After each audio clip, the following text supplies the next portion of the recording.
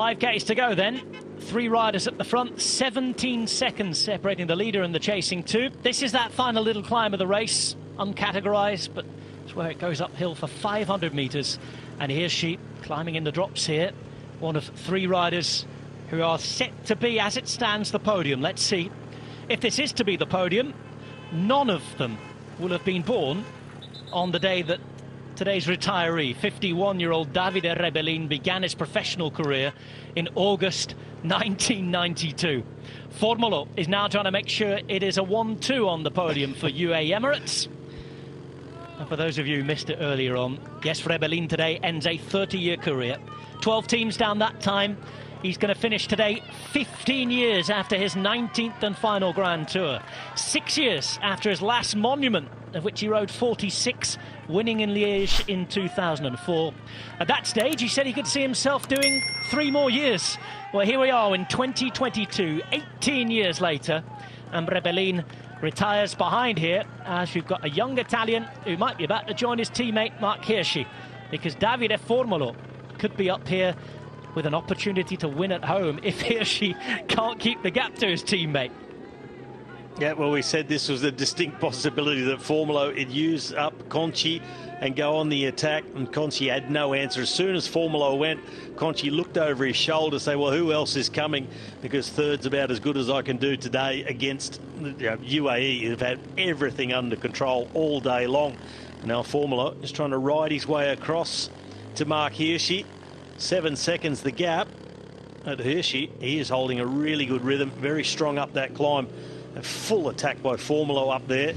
You'd think this would stay the order in, unless Hirschi gets the idea that Formolo's on his own and they can ride in with the 2 of them. Formolo has him in sight as he looks behind. I mentioned Davide Rebellin. I know a lot of you will be tuning in a little later today. There's been a lot of other cycling to watch, certainly over on the track. And it was at the start of this race that we had that image in the neutral zone of the man they call Rocha here from this region. Formolo riding out the neutral zone with Rebellin, having that long conversation. Rebellin a month older than Jens Vogt and Lance Armstrong, the man who won the Ardennes Triple, but 18 years ago in 2004. And a reminder that 4/5 of this peloton weren't even born when Rebellin won his first pro race in 1992.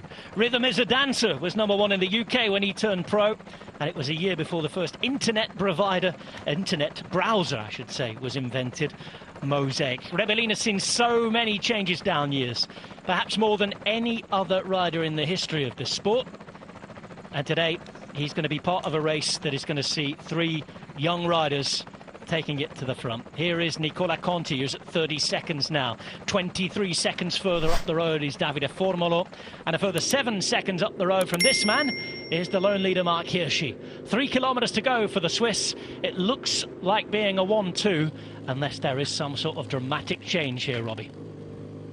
Yeah, and I'm not expecting a dramatic change unless someone has a very untimely mechanical. At Marc Hirschi, well, obviously not going to wait for Davide Formolo.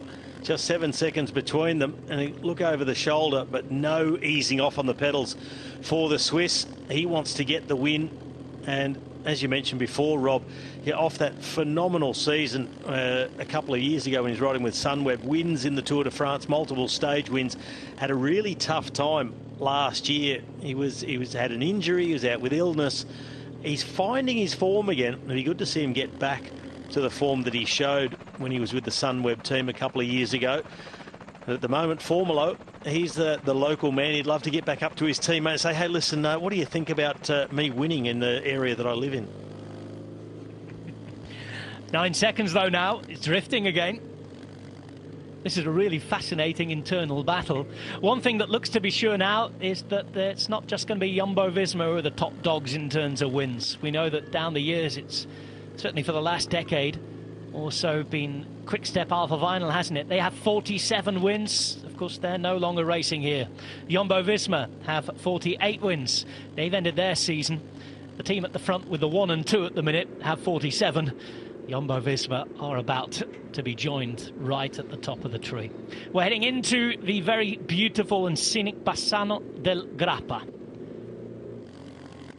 And it's Marc Hirschi who is just over a kilometre away now from taking victory. In fact, 1K to go for the man who is on his way to win number 4 for the season. And this now should be his.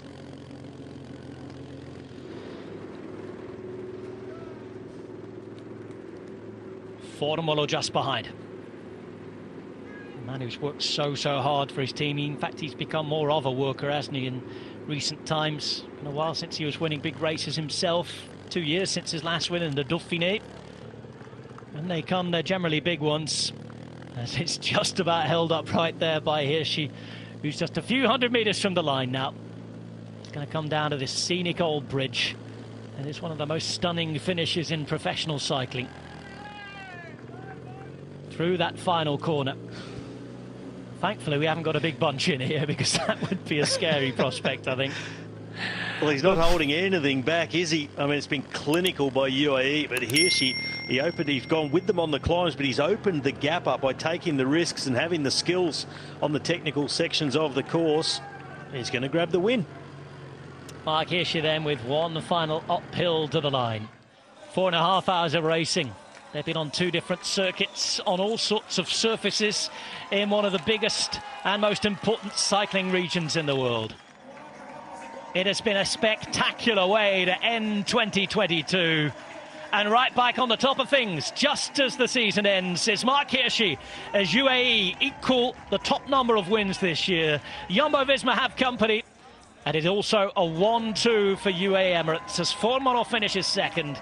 They took control of the race, they destroyed the competition, and they win 2 out of the 2 races. Wednesday was Trentin, today's Hirschi, and you have to give your hat off to Nicola Conci, who could do very little apart from do what he did in the end there. A good ride from him and Alpecin-de-Koning. And as the sport says goodbye to Davide Rebellin after a 30-year career, it is a sensational end, an entertaining day in the saddle with Marc Hirschi, the deserved winner. Look at all those UAE jerseys near the top. That could be, well, 4 inside the top 10, 15? Well, Trentin, he actually came in to punch the air, celebrate the team victory, and Oldani just pipped him on the line, but looked like... Veneto Classic 2022 ends like this. Marc Hirschi, the winner. First of 4 UAE riders in the top 10. 3 in the top 5. It's Hirschi, Formolo, then Conci and Oldani for Alpecin-de-Koning. A 5th place going to Matteo Trentin.